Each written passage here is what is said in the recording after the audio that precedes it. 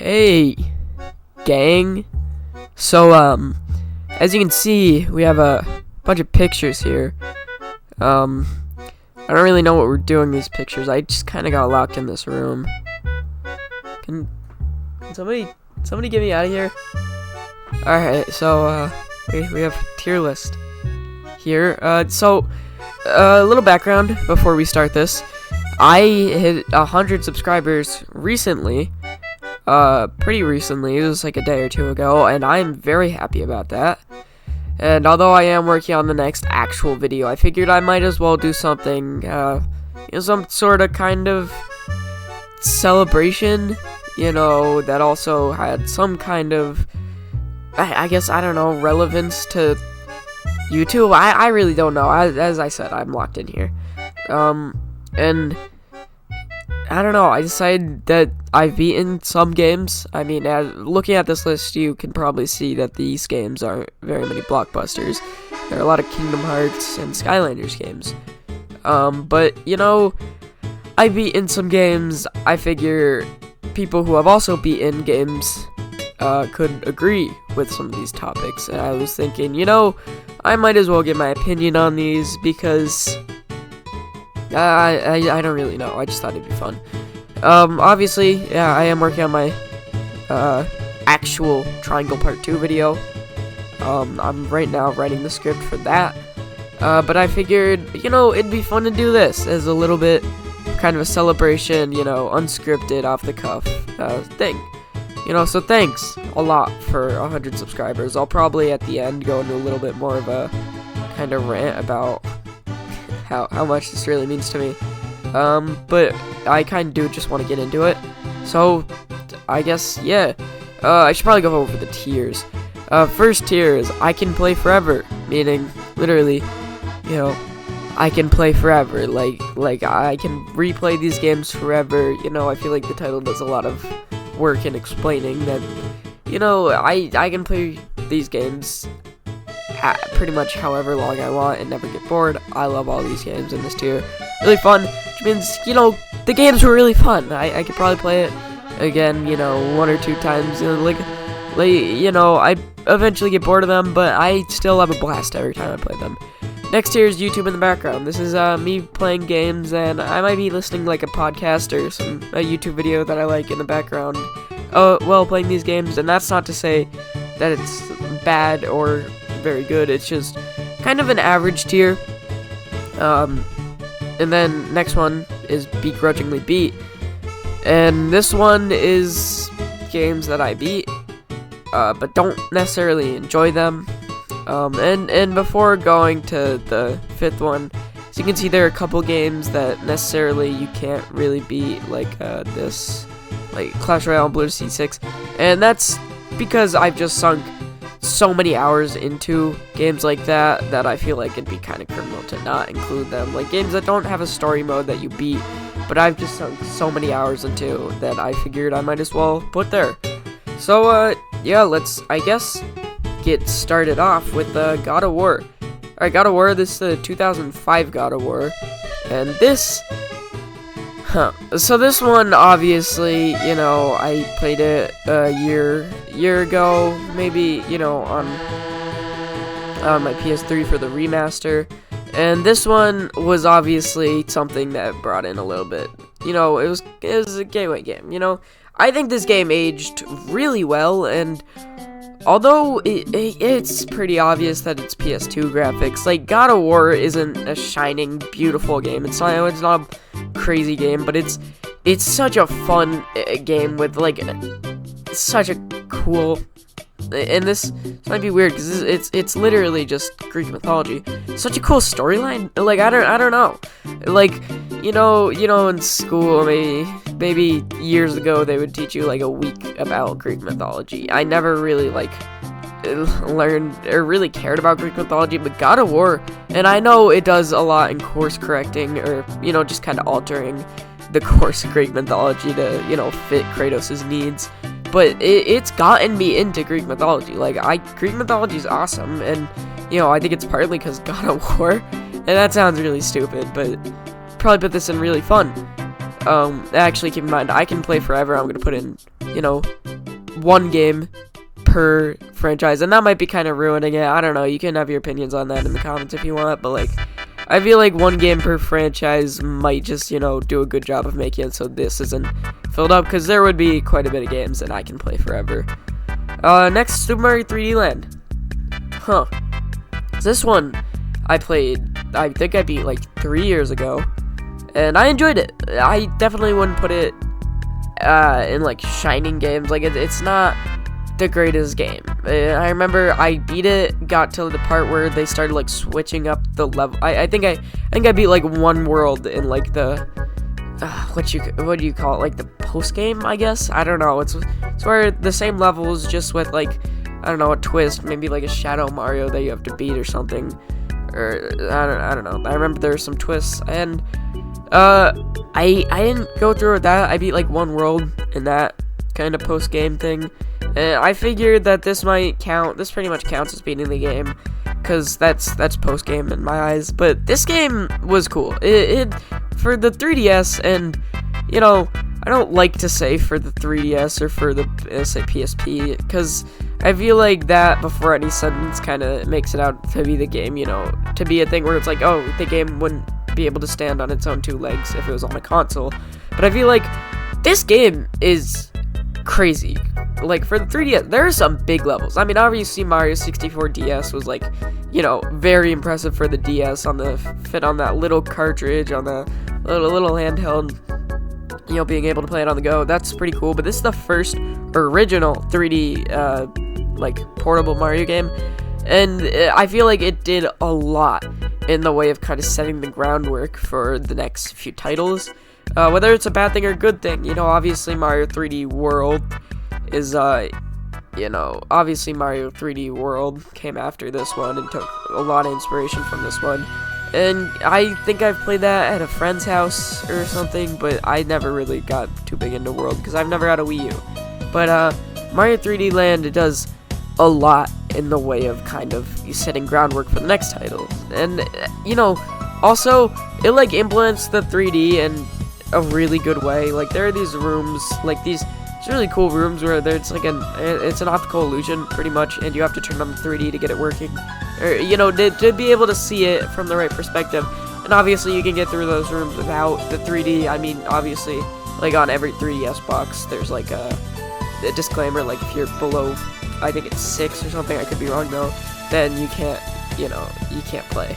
But Mario 3D Land, it has some really cool environments, like obviously hailing a lot from the 2D Mario, which I think is really cool. Some people don't, but I think that's a really cool way to kind of, it's kind of like an homage. Like, you know, the only other games on, you know, only Mario games on handhelds besides from 64 DS, which wasn't original, have been 2D games, and kind of creating a 3D game that definitely takes a lot of inspiration from 2D games in terms of both the environments and platforming. I think it's a pretty cool idea. You know, I like this game a lot, but then again, it has flaws. Like, this game isn't a game I can get really into, and I love platformers. Like, I think platformers, there are a lot of platformers on this list. I think it's a game genre that'll never get old, but I feel like it's like a double-edged sword, you know?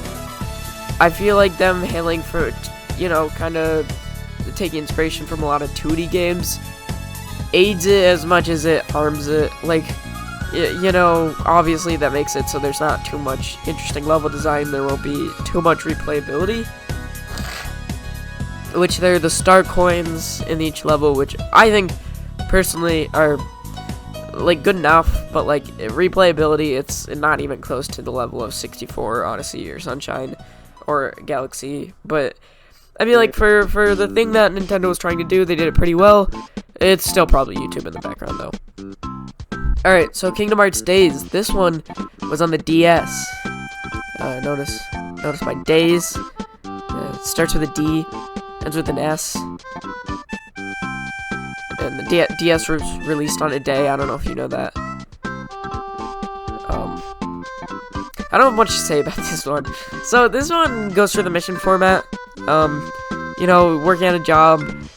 It's fun. Like I feel like it's another game where I'm gonna have to say for the DS a lot before, praising it or critiquing it.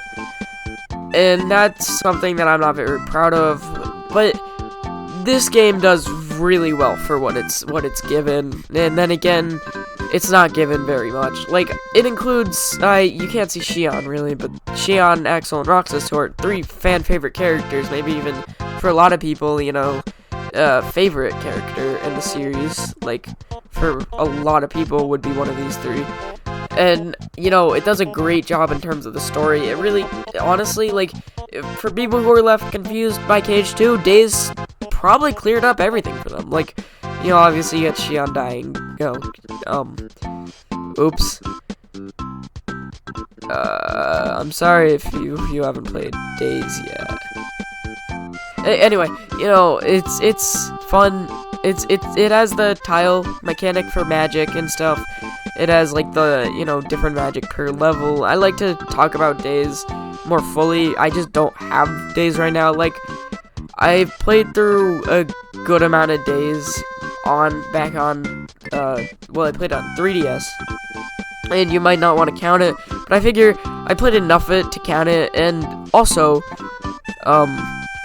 these rules are, like, kind of guidelines more than rules. It's like, kind of little suggestions more than rules. So I feel like if I want to include it, I will, and I include Days. With that being said, though, Days has a lot of flaws. Some missions are just not fun. Like there are obviously a lot of days where the missions are fun, kind of rewarding, some cool little bosses in this game, I'll say, are great. Bosses in this game are done really well. But some missions are just, like, not fun.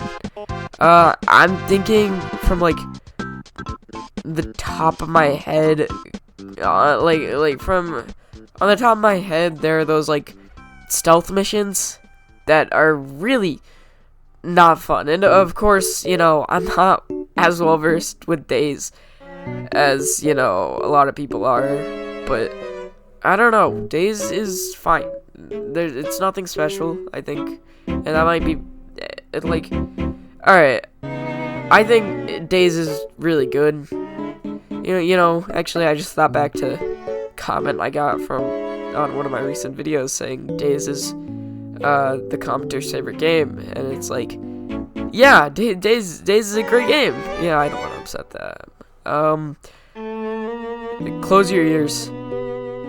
Days has a lot of flaws, and I feel like I can't go without, noticing them. The charm of the game is crazy, and obviously I think playing the DS game is just much better than watching the movie, and there are versions of the movie on YouTube that are far better, than the game itself. Like, and I recommend watching those, but it's definitely, like, it can be a tedious process to play this game, and I feel like with games, it shouldn't be tedious.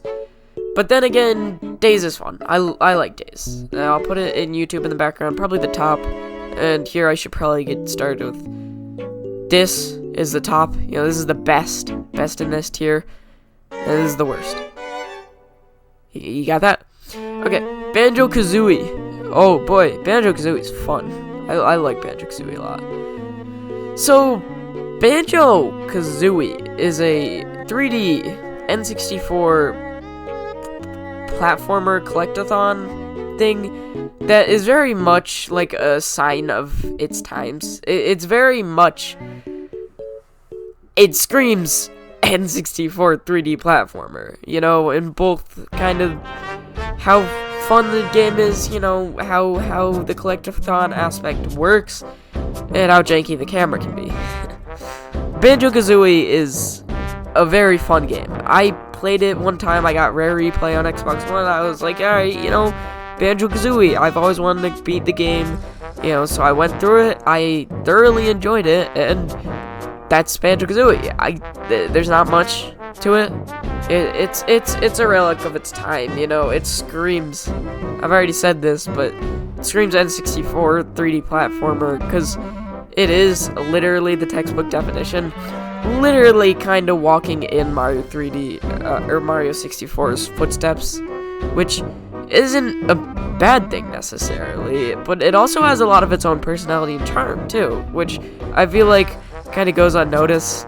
Like there's a dedicated fan base for Banjo-Kazooie that is very strong about that opinion, but a lot of people who aren't really into Banjo-Kazooie too much kind of say like it's Mario 64 but like worse, which I feel like is very unfair to Banjo-Kazooie, because I used to hold that opinion as well until I played through Banjo-Kazooie and I realized, man, this is its own game with a ton of charm, a ton of fun, and it's great, you know? It's great. It's developed by Classic Rare, which will always be good. And Banjo-Kazooie, I feel like I'm gonna put in really fun, probably below God of War, but Banjo-Kazooie I will always have fun with. Oh god, you know, I don't really want to talk about Skylanders Giants. Skylanders Giants is cool. It's essentially Skylanders Spyro's Adventure, but with these three guys who are giants. There's T-Rex, there's Crusher, and then there's Hothead. This guy's actually Hothead, this guy's T-Rex, and this guy's Crusher. I don't know if you knew that. You know, they added some other Skylanders too. They created Series 2. Like Giants is a very, you know, very walking in Skylanders Spyro's Adventure's shadow. Or I guess, for most people it's the other way around, because Skylanders Spyro's Adventure is kind of overshadowed by Giants nowadays, because they are very similar games. Giants is using the same engine. It's pretty much, in a lot of people's eyes, it's a DLC, Spyro's Adventure, you know, an extension of Spyro's Adventure, since it's very similar to Spyro's Adventure. You know, you can play with Spyro's Adventure Skylanders on Giants. They both work great on the Wii. You know, maybe arguably even best on the Wii, because they were originally developed for the Wii. Or Spyro's Adventure was, at least. I'm not sure about Giants. It was probably developed first and foremost with the 360 and PS3 in mind. But, you know, since it's using pretty much everything that Spyro's Adventure had paved, and, you know, with the engine and graphical quality and art style, Giants is probably gonna run very well on Wii. And of course, you know, Spyro's Adventure and Giants, and I know I'm gonna get into Spyro's Adventure in a second, but Giants is still just like a kid's 3D beat 'em up, you know, kind of not platformer, because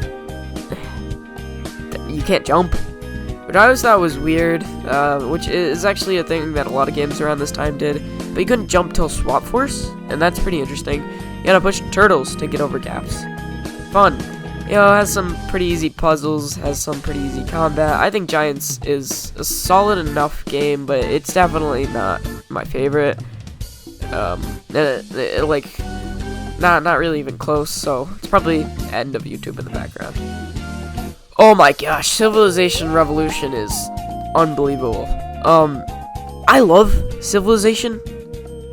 I feel like I played 4 a few years ago. I really enjoyed it, and I just never played it again. It was on like a Dell Optiplex from like 2003, so, you know, it is what it is.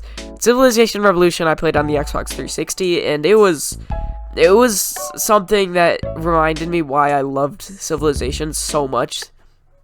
You know, those couple years ago, Civilization is such a fun and addicting game that just has so much creativity in it. Like it's obviously it's a strategy game. You know, you move in turns. You have to get like gold. You have to get science for research, so you can, you know, get new technologies. You gotta get the little hammers for production, so you can, you know, build buildings or wonders, or you know, troops more. You can start war, you can make peace with other civilizations. It's such a fun and addicting game. Literally, like, I'll start playing the game at like 7 o'clock in the morning, and then it'll be 11 o'clock. Like, like nothing happened, and it'll be like, oh, well, 4 hours passed, but I had fun. You know, it's like, man, it's something crazy. And obviously that's the Civilization experience. You know, you're always gonna have this experience with Civilization. It's always gonna take away your time. It's always gonna be such a fun game, such a rewarding game. I love Civilization. Oh my god, 2 back-to-back bangers. That's crazy. Psychonauts is another really good game. Like, another game that I love so much. I feel like I remember watching Moist Critical play through it and thought, like, oh, hey, I'll play through that. You know, that looks fun. And it was such an interesting, but also, like, amazing experience. Like, it was such a kind of weird thing, but it was also, like, so good. It's so fun. Psychonauts, obviously, you know, it screams early 2000s in both kind of how its definition of a PS2 platformer, but then again, it's also, like, gives me Nickelodeon vibes, which I never grew up a Nickelodeon kid. I grew up a Cartoon Network kid, and maybe pretty infrequently watching Disney XD, but, like, Psychonauts just kind of reminds me of early 2000 Nickelodeon, you know, Hey Arnold, Rugrats, stuff like that, like, and that might be late 90s, I don't know, I wasn't a kid in late 90s, but yeah, Psychonauts is pretty crazy, in the sense that you go into other people's brains, and some of them are kind of lackluster. Like I found that Sasha's brain, and although I know Sasha's whole thing is that he's, like, you know, has everything put together, you know, he doesn't have too much chaos in his brain, but it's just kind of boring, and then that's the whole thing that happens. You make it, like, you get a bunch of crazy shit to happen in his brain, you know, that's the whole thing, but it's still kind of underwhelming. I feel like another brain that's also kind of underwhelming is, like, the theater brain. Like, it's pretty much just, like, a stage in an auditorium, you know, with, like, a backstage, and obviously there's that, like, night and day, dark versus evil mechanic, you know, with the you know, set and, the play, but, like, it is kind of uninteresting. But there are also these crazy good brains. Like, there's that one, like, Warg brain, which, funny enough, it reminds me of Civilization Revolution a lot, you know, the kind of war, and it might have been taking inspiration from Civilization, because I know Civilization was around the time Psychonauts was made, and it does really remind me a lot of Civilization, I'll be honest, but, like, you are kind of a figure in the game, or you grow, you know, you're kind of, like, imagine yourself being, like, a citizen while these giant figures are going into your board and stuff. It's kind of a Risk-esque game. And then there's Edgar's Brain, which is so popping, and it is kind of confusing to get through. It's like, I think I had to look up a guide to get through some parts of Edgar's Brain, and it can definitely be annoying, but Edgar's Brain is so popping. The colors bright, like, are so bright. It's so good. And then there's obviously, you know, the Milkman Conspiracy, which is oftentimes, like, unironically talked about as, like, the greatest level, one of the greatest levels in gaming, which is, like, you know, it's weird, because I don't agree at all with that sentiment, but then again, I kind of do. Like, I kind of do agree with the fact that the Milkman Conspiracy is one of the best, or the idea that the Milkman Conspiracy is one of the best one of the best levels in gaming, because it's so weird. Like, it's so off-putting, you know, there's these spies watching you. There are some really good video essays on the Milkman Conspiracy out there, just on that specific level. It's really off-putting, but it's also just such a goofy thing, you know, it's really well-crafted. I think Psychonauts, you know, I was gonna put it in really fun, because I think 2 might take over, but just talking about it, I think Psychonauts, I can play forever. I love Psychonauts so much. Okay, next one is Clash Royale. I don't know. I'm don't put me in, coach. I really don't know. Clash Royale, I've sunk so much time into, and I really like it. It's obviously a mobile game, you know, it's not on PC, it's not on console. It's a mobile game first and foremost. Which, you know, I think aids well to its playstyle. Like, it works best as a mobile game, you know, you're bored, you gotta do something, like, you got nothing to do, yeah, hop in a match of Clash Royale, you know, you're in line waiting for something, you know, and you're not gonna get it anytime. You're not gonna get into the front anytime soon. Pop a match of Clash Royale. It's got that risk versus reward, you know, thing to it. Like, do you want to hop in a match of Clash Royale? Like, are you at your best? You know, is your deck ready? It's like the worst feeling is when you get like halfway through an arena and I go down all the way, and you can't go down arenas, so you just go down to 0. That's the worst feeling. But then you might swap up some stuff in your deck and you get better. It's like that risk versus reward, because you lose 30 trophies if you lose a game, and you know, get 30 trophies if you win a game. You know, and those 30 trophies can either bring you to the next arena, they can get you a reward, or they just move you up by 30 trophies. It's really smart how they did that risk versus reward thing. You know, obviously check in every day for the shop offer. Epic Sundays, let's go get the prints. You know, yeah, I know some of this might sound fucking kind of crazy, but like, Clash Royale is a really fun and addicting mobile game, and I'm gonna put it in really fun because I probably couldn't play forever. Probably bottom of really fun. Like, I don't want to put a mobile game above all these games that were, you know, crafted with like love and effort. So, you know, maybe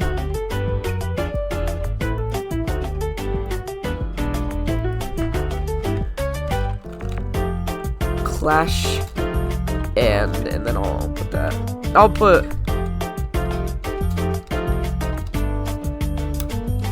no, not 5. 5's good too. But Balloon City 5 and 6 there, because those are both mobile games. Balloon City 6, I play on PC, but it's also mobile. You know, I just don't really want that to take the spotlight from these really good games. Okay, next is Kingdom Hearts Dream Drop Distance. I don't know, my mind changes a lot on this game. This game is so janky, and it has the, you know, it has the command deck system. I don't really want to go into that because that'll be happening in the Triangle Part 2 video, and I feel like I have a lot to say about that, and I don't really want to talk about it too much here and spoil that one. So, you know, I'm not going to talk about that, but obviously it has flow motion first and foremost, which kind of ruins the level design. Like, level design's pretty good in this game. Like, all things considered, it's pretty good, but like, flow motion, it's like, I hear so many things. Oh, flow motion breaks the game. Oh. I'm like, does it really? And I played the game, you know, then I like revisit the game, and flow motion does break everything, and it's so annoying. Which obviously I think flow motion is not a very smart thing on the devs' part. Like I think the way they did it in 3, and I don't want to spoil too much in 3, but the way they did it in 3 helps a lot in aiding the fact that, you know, it's broken. I feel like flow motion does break the game, but it also breaks combat too. You know, like you're in a mob fight, it's not really for bosses, only really mob fights. But you know, you jump up, air dash to the wall, jump off the wall, you know, press X, and all the enemies are destroyed. And it's like a weird thing where I'm not really sure how to feel about that. Like, alright, just going through like normal Keyblade swings, this game's combat does not feel good. But like, I also kind of just really do like this game. Like, as much as I might pile on it, and as much as other people pile on it, I really do like Days. Not Days. 3D. I really do like 3D. You know, I think it's a genre. Not genre. I think it's a way to make games pretty genius. You know, Psychonauts gotta work. No, I'm joking. It's actually HD in later systems. And it's a kind of weird thing that they did, changing that, like changing 3D to HD. I get it, like I get it, but like that's such a trivial thing to change. Whatever. I think the game is a begrudgingly B. Like, it's fun on the right day, but it's kind of it. Skylander Spyro's Adventure. As I was saying, probably YouTube in the background. I think I like it better than Giants, actually. I like Spyro's Adventure a lot. You know, it didn't have a gimmick. Unlike Giants, it didn't really have a gimmick because the gimmick was Toys to Life. You know, obviously, I don't think the game had reached too much greediness by Giants, but Skylanders Spyro's Adventure was probably the most affordable game, with Skylanders being $9 each. And that's not to say that it's like a good thing that you can. Yeah, that's not to say that Toys to Life was still justified, but it's like, you know, $9 each, so it's not terrible. You know, it's not as bad as some later games got. Spyro's Adventure was also, like, really cool in the sense that its storyline was actually kind of engaging. Like, those cutscenes, after getting, like, the Earth or Air Core, you know, after getting, like, the elemental cores, seeing the Core of Light slowly add these new elements to rebuild itself, it just looks so cool, and then it's in your overworld. It works so well.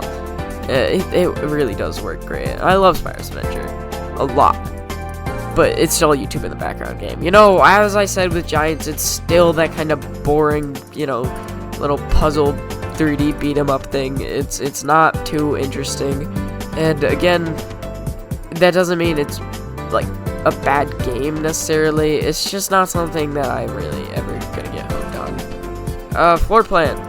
This is the only VR game on this list, and I've played more. Like, I've beaten Gorn, I think, but it's like, Floor Plan was just something that I kind of did want to talk about real quick, because this one's nice. It's a nice game. Like, it's a puzzle game where you're in an elevator, you put things in one room, put things in another room. It's charming, it's nice. It was like $6, I think. It was on sale for like $6. I enjoy it. Floor Plan's good. Alright, God of War. Chains of Olympus. This is God of War 1. Again, but kind of like... This is just a traditional, like, PS2 God of War game, but on PSP. And for that, it does great. Like, it does great on PSP. There are some frame drops, but that's kind of evident with all PSP games. I think it does a really good job. I'll probably put that at really fun. I think it does do a really good job at making use of the fact that it's on PSP, because it's a very accessible experience. You know, it's a short game. Like, that's probably my one thing. It's a short game, and that means, like, if my only critique, well, it's not my only, but like, if one of my biggest critiques of the game is that it's a short game, then it's too short of a game. Then I think that's probably a good thing. But no, I like it. It's fun for the 3DS, not 3DS. I was looking at 3DS box arts. For the PSP, it does a great job. It's a God of War on PSP. I don't know what I can say. Alright, next, Skylanders Imaginators. This one's pretty interesting. So this one is weird in the sense that it's, by all definitions, jumping the shark for the series. You can make your own Skylanders. They have, you know, these senseis that bring back, you know, like Chaos, the main villain of the series, is finally a Skylander, which was cool to a lot of people. You know, they actually brought back a lot of villains from Trap Team, Taekwon Crow, they brought back Wolfgang, they brought back Golden Queen, you know, I think they brought back a couple more. But Imaginators, you can create your own Skylander, which, can I just talk about creation crystals for a sec? That's what you use to create Skylanders, and they were weird. So, they were pretty greedy. Like, they didn't cost too much base. I think they're 12, which is not great, but, like, it's fine. But, like, you had to choose your element at the store, and that meant some elements might have been out of stock. Like, you had to buy a dark creation crystal or fire creation crystals. They're separate creation crystals. You could choose your class of Skylander in the game, but, like, why not be able to choose elements? Why not just have a, you know, one creation crystal that could be used for either changing your elements, or, like, you could either, you know, choose your elements, or just, like, choose your class, which obviously that was a very greedy move, not being able to change your element in game. You know, because that means, like, I don't know, I'm not really sure if there are any times when things were locked behind a creation crystal of a certain element, but it was still kind of stupid. Another very greedy thing is that you can't reset them using Skylanders Imaginators. Now, there's a pretty fun exploit that I always liked using, where if you put a creation crystal on the portal of power for the Skylanders Giants Wii game, and I know there is something for Skylanders on 3DS, but I never played those, and I've never done that glitch. If you put the creation crystal on Skylanders Giants for Wii, it'll, you know, and make sure on the title screen, because if you put it on, like, while you're in the game, it'll be like, yo, use this with the game that you're supposed to. Like, if you put it while you're on the title screen on the portal, there's an option in the settings menu called Reset All Creation Crystals, or Reset All Skylanders on the portal, and you press that, it'll reset your creation crystal. Now, I'm not really sure exactly why this only works on the Wii version. That's gonna be something I have to find out, but it's a pretty cool exploit, yet still greedy on Activision's part, you know, in the fact that you can just kind of buy that you can't reset creation crystals once you get them. It's kind of stupid. I don't know. I remember there was an app for creating just Skylanders using, like, there was an app for just creating the Skylanders and Imaginators, and it got shut down, obviously, you know, after Skylanders got shut down, but, like, it was still cool nonetheless. This game, however, was like a jump the shark for the series. Your creation crystals can also get past level 20, which I think in Skylanders Spyro's Adventure, the max level was level 10, obviously very limiting, probably to make you buy more Skylanders. Giants, I think it was 15, still limiting, you know, but a little bit better. And in the other games, Swap Force, Trap Team, and Superchargers, which are all in this area, they were, Jesus Christ, my mic just flew off my desk, my arm just, like, crapped out my mic, I don't really know how that happened. But the max level is 20 for those. And max level, I think, based on how many senseis you have, which is obviously still very greedy. It's like you have to buy more senseis to get a higher level for creation crystal. This game is just greedy, okay? Like, this game's greedy. And it's a fun game, though. Like, Spyro, it's kind of nice how Spyro talks, because, like, you know, the first game was Spyro's Adventure, which obviously I don't know why I didn't mention that when I talked about Spyro's Adventure, but Spyro barely had any part in it. It was just kind of Skylanders Adventure, pretty much, but they had to, Activision owned the name, you know, Spyro hadn't really done anything. The game was originally supposed to be called Spyro's Kingdom and be an original Spyro game, but, Imaginators finally made Spyro and the other classic Skylanders, you know, talking characters, and they have some personality, you know. I think that's cool that they did that, but it's still kind of annoying to play. Kung Fu Panda. I made a video on this.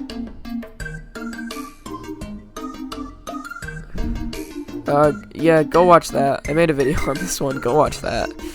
Yeah, I don't care.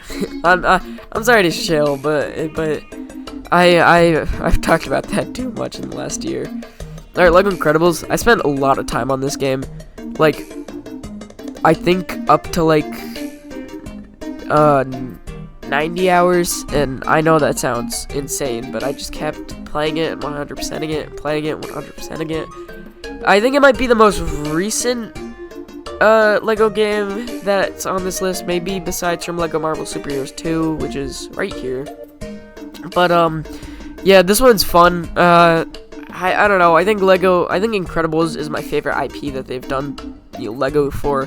Not because Marvel is like a bad idea. I think that works better than Lego Incredibles. But Incredibles is just such a cool movie to make into Lego, and there are also other Pixar characters that you can unlock through 100%ing the game too. It's just kind of a fun, silly little goofy experience that, you know, I like playing. You know, it's a Lego game. What can I say? I think first Lego game on this list, right? There are gonna be a couple more of those. Alright. Oh my god. I got into a Naruto phase. Yeah, not a bad thing. I think the show's good, but I played these games, and they're really not good games. Like, these games are really bad. I played 4 of them, by the way. Like, there's trilogy, but I played all 4 of them. I just couldn't find one picture for all 4 of them.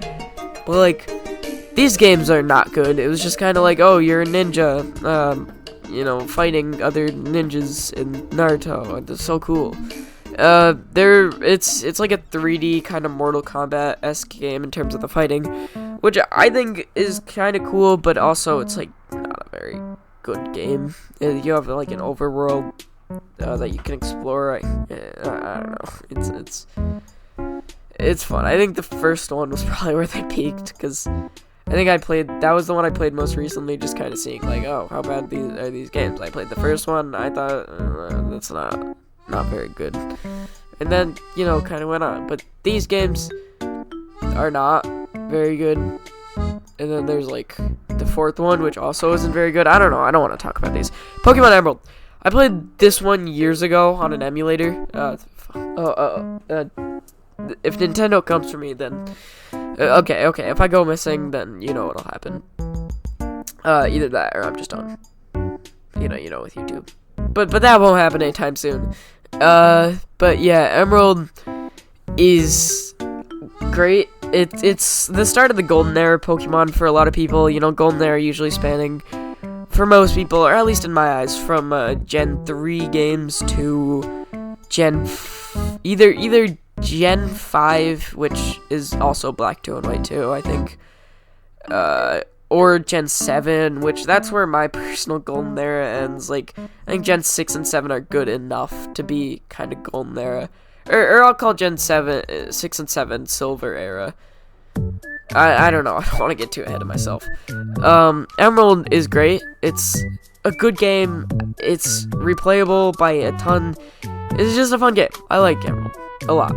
It's Pokemon. I'm not the most fond of Pokemon right now, with what they're doing on the Switch, and also just because I feel like I haven't really cared about the series in a while. But it's Pokemon, Lego Marvel Super Heroes 2. I think this begrudgingly.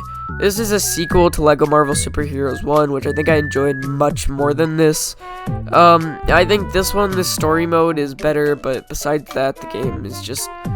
It's like a thing where it's like, if it ain't broke, don't fix it, and they fixed it a lot. I think it's a really ambitious game, and I don't think it's, like, too bad, but it's not very fun. They also refined the web swinging, or I say refined, but I'm doing finger quotes right now. They made it really weird. Like, web swinging in the original game was one of my favorite things to do, and they made it much different and much worse, and I don't know why they had to do that, but it's not fun. Okay, it's not fun. Alright, Super Mario Odyssey. Oh boy, next I can play forever. Yeah. Let me take a sip of water.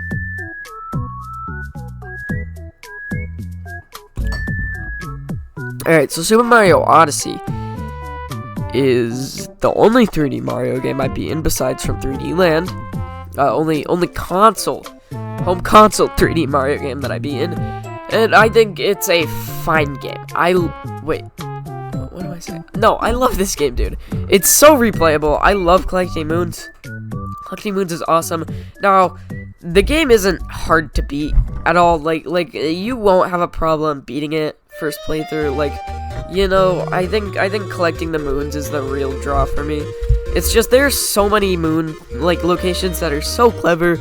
It's like, oh, that's where it was. I found it.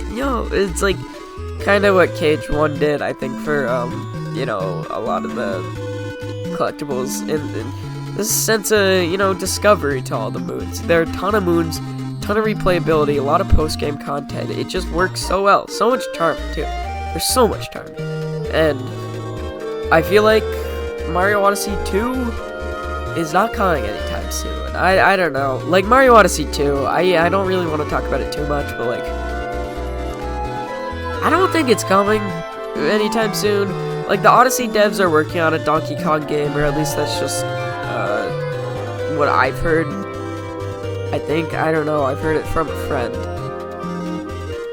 Or maybe they're just lying. But Odyssey devs are I'm gonna say they're working on a 3D Donkey Kong game, or just a Donkey Kong game.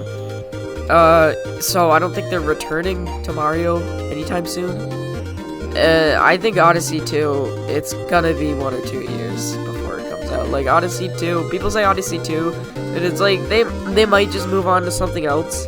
Like, I'm not really sure how much interest Nintendo has in, renewing the Odyssey series, and they might, I wouldn't be surprised if they would, because, it did great, but, I'm not really sure what their stance is on Odyssey 2. I just frankly don't have much hope, but that could just be pessimism at its finest. Next we have Melody of Memory. This game's really fun. I don't play rhythm games, okay? I don't play rhythm games. I'm sure I'd enjoy them, but, a Kingdom Hearts rhythm game just works in both the way that it, works and just like it's weird. The songs, a lot of the songs feel like they were kind of made for rhythm games. Like obviously, you know, Sora, you got the trio, which there are 4 of them. There's the Wayfinder trio, there's the Sea Salt trio, there's the Destiny Islands trio, and there's the there's the SDG trio, main trio, and then there's the Riku, Kamori Bat, and Meow Wow trio, which I always play as. Like, that's the best trio, I'll just say. But yeah, it works well. You know, they run across the bar line, you know, hitting Heartless, and like I play instruments. Like I don't know if I'm like really musically talented, but I play instruments, and Melody of Memory is just really fun.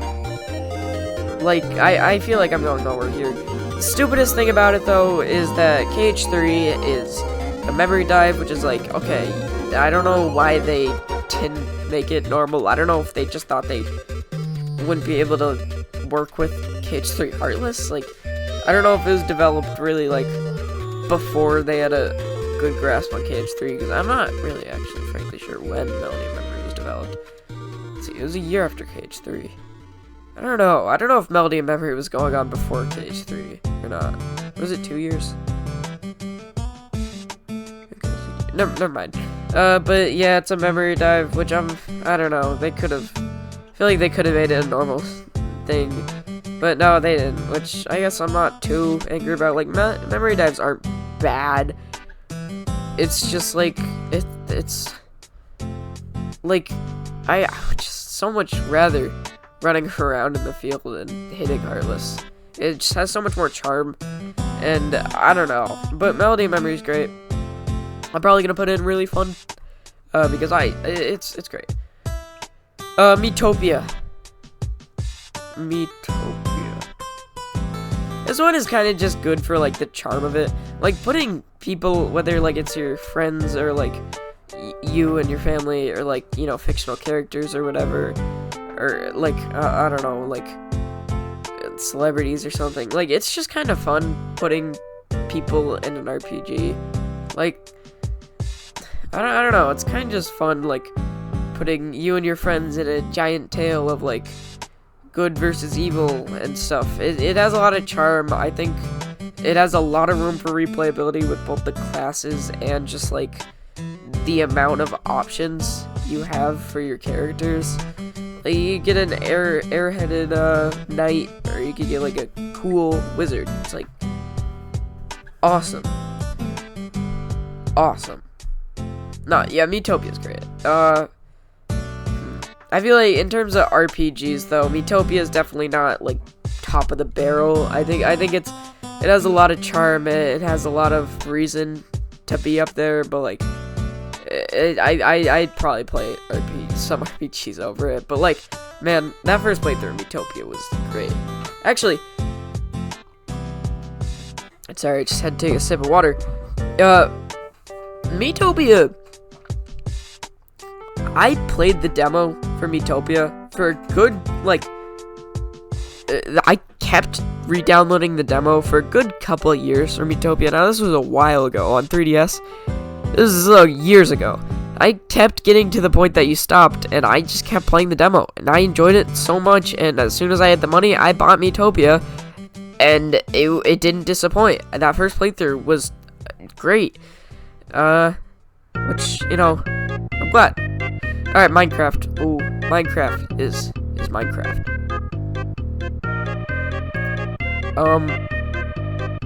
I don't know. Yeah, Minecraft is a weird situation. It's like, obviously, it's a really good game. And I've played it so many times. Like everybody, I feel like, but Minecraft has kind of gotten dry to me. And I'm sorry if that is not cool. Like, I'm sorry if that's a bad thing to say, but it's like, Minecraft hasn't interested me in a while, and I obviously think there are other things I can do with it. It's like, you know, I can play Hypixel, I can play other stuff, but it's like, I think I'd just rather play other games. Minecraft's still a great game, though. but for me personally, right now, it's a begrudgingly beat. Although, you know, sometimes I do get that Minecraft itch. Yeah. Alright, Mario Kart 7. This is a weird situation. I think I would have included Mario Kart 8, but I played much more of Mario Kart 7. I figured, like, I might as well include that, you know, over having Mario Kart 8 in there. And I don't know if that meshes well for people, really. But, yeah, here's Mario Kart 8. Alright, wait, did I say Mario Kart 7? Whatever. This one is uninteresting. Like, man, I won't lie. I love this game. I've spent so many times getting, man, 150cc on this was tough. And obviously, I think I'd probably be able to do it, like, pretty easily. I probably sound like an asshole there. But this game is, like, I spent a while trying to beat those 150cc courses. Like, you know, I've spent my fair share of time on this. I've played it a lot. I love the game. It's got, you know, it's got underwater and gliders, which, if I'm not wrong, I think it added, right? Yeah, I think so. It added underwater and gliders, and it's great. I don't know. It's just a game that's uninteresting compared to Mario Kart 8. Like, after playing Mario Kart 8, I kind of realized, like, man, you know, this game is not an interesting Mario Kart game. And I already hear the boos. I already hear the, oh, he doesn't think Mario Kart 7's good. I think it's good. I just think I'd probably rather play any other Mario Kart. Still, though, that's probably YouTube in the background. Alpha Sapphire. This is the first, and I'm pretty sure only Pokemon game that I've actually ever grinded. And I feel like it's really good grinding. Like Alpha Sapphire, I grinded for a couple shinies. It's obviously, you know, like, probably, I'm trying to think. Probably my favorite Pokemon game. Like, I'll be honest, Alpha Sapphire is a good one. Not by much, but it is very good. But then again, though, Alpha Sapphire, like, as much grinding as I did, I feel like there are some issues with Alpha Sapphire. And first and foremost, I'm just gonna, like, make it clear that I was big Pokemon. Like, a couple years ago, I was huge into Pokemon. Like, in Alpha Sapphire, like, it's weird, because it wasn't actually a couple years ago that I grinded it. It was like a year ago that I got big into grinding it. I don't know, I didn't spend very much time on it. I spent like 50 hours, which is still a lot. But, like, I was big Pokemon, you know, back a couple years ago, and that's died down a lot. But, Alpha Sapphire, I don't know. There's not much to say. It's Pokemon. I feel like it has the most room for grinding, and most room for probably post-game stuff. You know, there's that one. There's where you can catch Rayquaza and Deoxys. There's, like, you fly around on Latias and Latios, catch legendaries. And, you know, it's got room for a ton of things. It's just a good Pokemon game. Alright, Lego Batman 3. Lego Batman 3 compared to Lego Batman 2 is a downgrade. Like, it's not bad. Very bad. It's not very bad, but, like, Lego Batman 3 with the planet aspect, like, obviously, I think this game, compared to, like, Batman 2, could just be titled at this point, like, DC, Lego DC stuff, like instead of Batman, because it has, obviously, Batman is a focal character, but it's all the DC characters, kind of like a Justice League thing, and, you know, that's just the storyline. Like, the big thing here is that with free roam, you can go onto other planets, and I think that allows for, like, a bigger room to explore. But, like, then again, it's weird.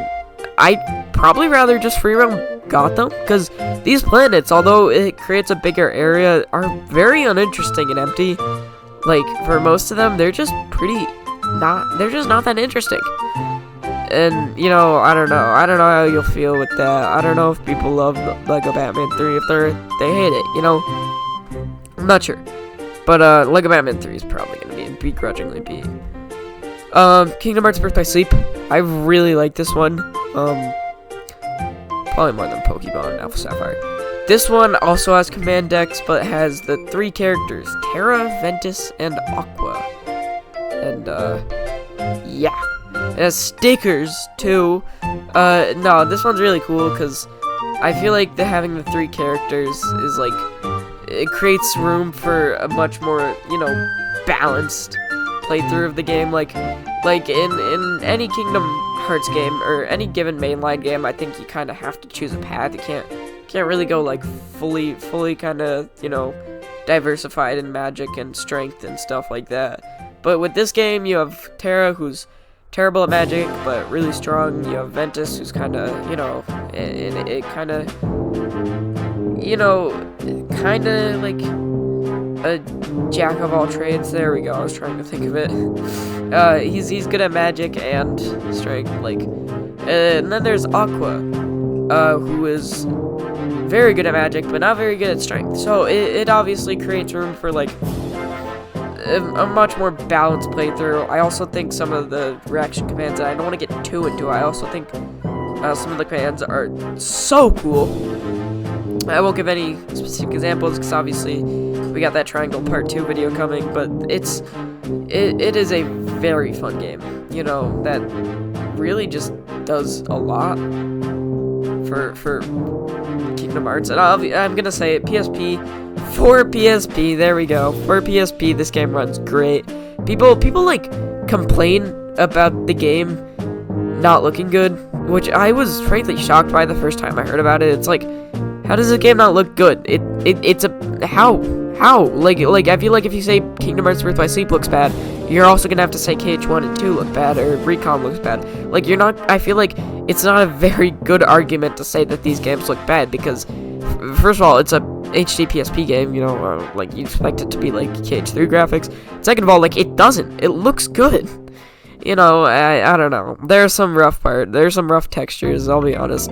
But, like, for PSP, I think it runs great. It has frame drops like all PSP games, I think, like, you can, it's like at the point where I think 8 Heartless is when it starts dropping frames, or Unversed. I don't know, I call all the enemies Heartless, to be honest.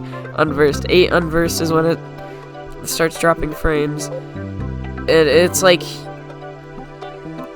I think a thing where it's like, I kind of expect that. Level design's really good too, and it has stickers.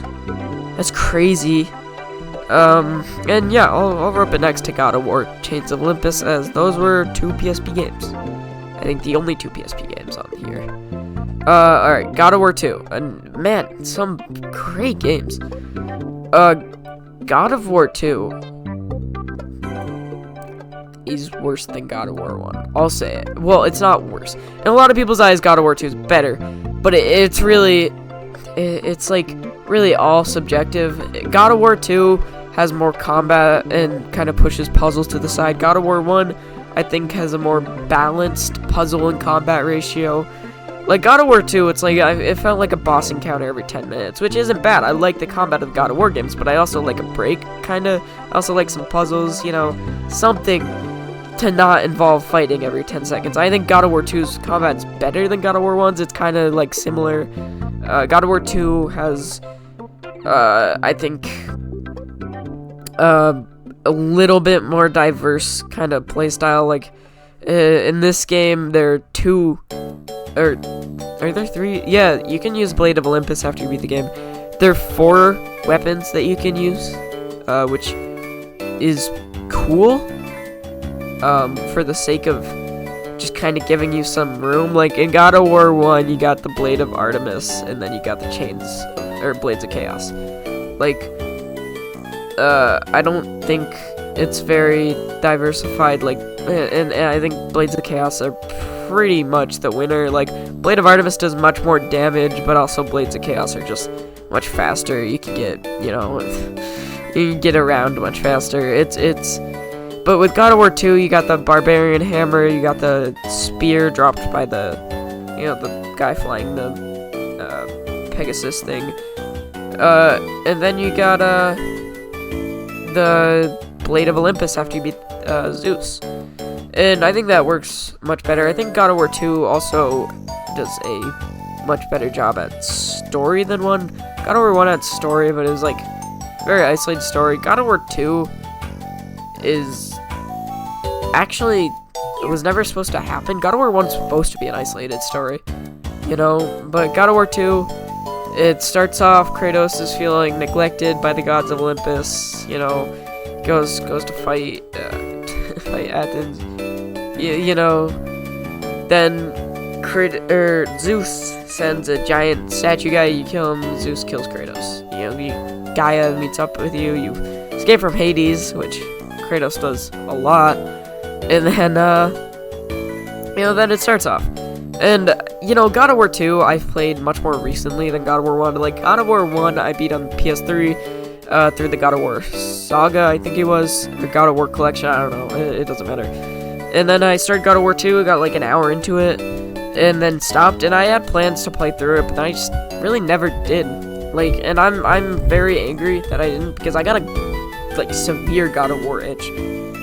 Sometime, I think it was September, it was like mid-September, I got a severe God of War itch, and bought it. I was literally dreaming about God of War 2, I was literally dreaming about it, bought it, came to my house, and it did not disappoint. God of War 2 was great, and I think it is great, and yeah, it deserves to be and really fun.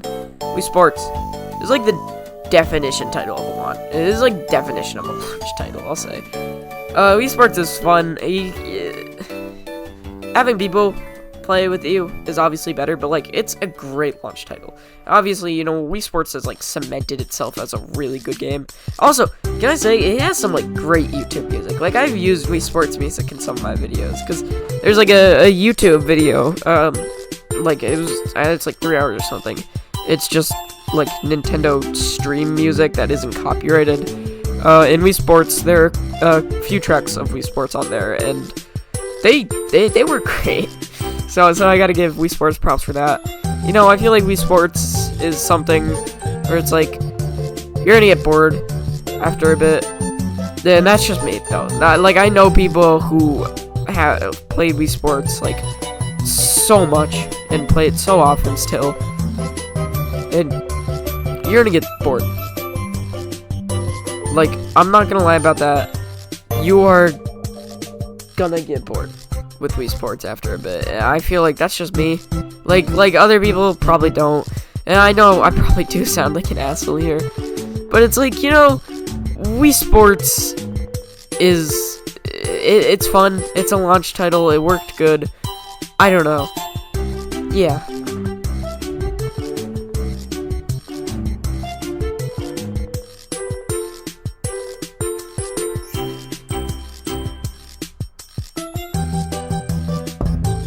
Okay, next is Pokemon Yellow. That's interesting. Pokemon Yellow is probably begrudgingly beat. Like, Pokemon Yellow I like, but the Pikachu aspect, again, it's a Pokemon game. You know, I remember I did abuse a glitch a lot where you can catch a Mew. And no, this isn't some, like, you know, rumor bullshit, like, under the truck stuff. It was actually possible.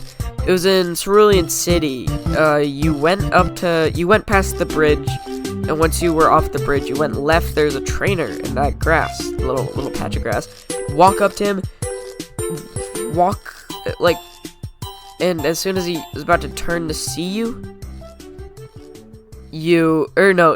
as soon as he's about to see you, you press start, use like an escape rope, I think it's called.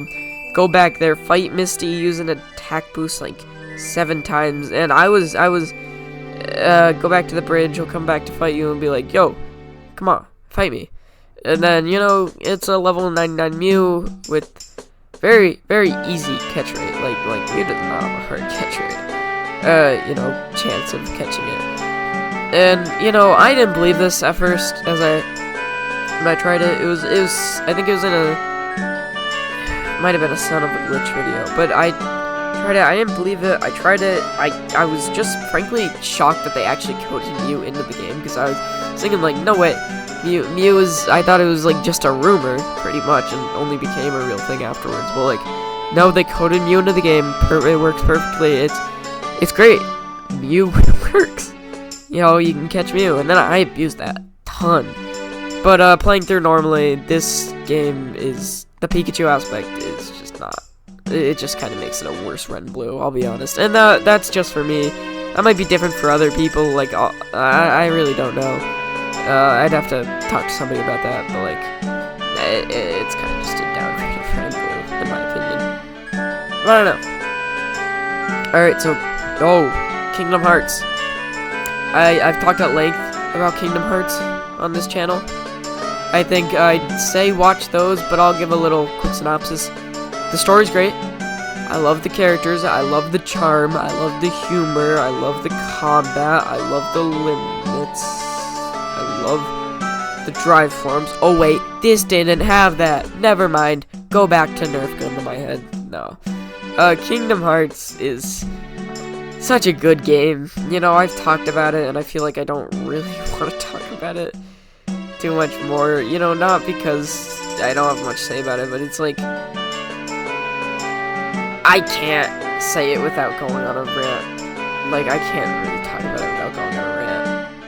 I love this game so much. It's my favorite game of all time. And Garden Warfare 2 is actually better. That's my favorite game of all time now. No, there's a part where I was really big into Garden Warfare 2. And it was something where it was, like, kind of an addicting thing. It was, like, I was into it in kind of an aspect where I was kind of, like, addicted to it. It has a very addicting shot mechanic. It's an EA game. It's not in the way of like, what kind of is? It's just, you know, I grinded that Team Vanquish so much. I got those different types of plants, different types of zombies. I made All-Star personally. It was Hockey Star because you could freeze people, and also Imp Bomb, and the Rush thing is they're broken. I like Garden Warfare 2.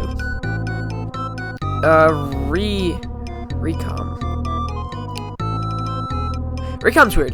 The card mechanic on Recom is so interesting, but also, like, not great. Like card mechanic on Recom is something crazy, where it's like, man, I kind of have talked about how I'm not the best person to talk about this. You know, I don't like the card mechanic very much, but like, I feel like I gave it too much flack. You know, I actually, after that video, I have played it a little bit more. Yeah, like I've gone back to play it, and I feel like it works great. Like, card mechanic works really fun. It's good. It's good. I like Recom a ton, and I don't think it's above Birth by Sleep for me. I think it's just below that, but Recom is just a great game in my eyes. The story works so well, the character dynamics are so good, the card mechanic is the card mechanic, but it's still really fun and satisfying. Like I don't know, it's just cool. The level design though sucks, and granted, that's just because these are procedurally generated rooms, you know, based on the card you use before the door. You know, the level design's not going to be good. It's obviously just going to be boxes, and every mob fight's just going to be boxes. It's like, it's not going to be interesting. It's always going to be a Kingdom Hearts 2 room. Yeah. Yeah, you know, that's going to be one out of the yeah, that's gonna be one out of the not IGN playbook. But yeah, Recom's fun. Obviously there are some drawbacks to it. I've said this before, but I think the GBA version is just kind of better than Rechain of Memories. And granted, I haven't played the GBA version, so this is all off assumptions. And that sounds really stupid, the fact that I'm saying that now. You know, I take that back. The GBA version sucks. I don't know, I couldn't really form an opinion on the GBA version as I never played it, but I feel like it probably works better than the, you know, PS2 version, in terms of just kind of making it, like, work, making it make sense. Like, it makes sense that it's a GBA card game, because it's a GBA game, but on PS2, it doesn't. And, you know, it's still really good, though. It works. It works so well. Swap Force. This one, okay, this one in all ways like, in more ways than one, is better than Giants. But I haven't played it as much as these two. It looks better. It has jumping. Its gimmick is probably the best in the series. Even in my eyes, like, this isn't my favorite, but in my eyes, the gimmick is the best in the series.